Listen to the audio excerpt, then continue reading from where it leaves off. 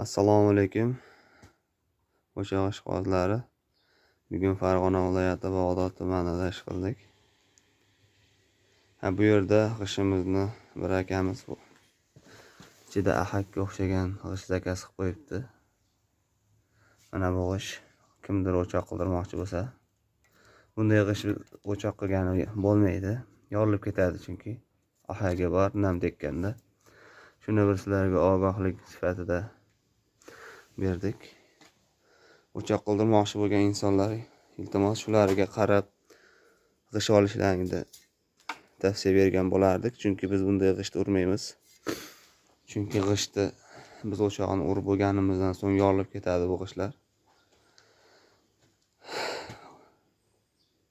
Shularga iltimos e'tibor berib, bizni chaqirishdan oldin zakotovka qilmoqchi bo'lgan insonlarga foydali bir video bo'lib qoldi. Mana bularni biz g'ish urmadik, chunki boshqa g'ish olib keltirdik.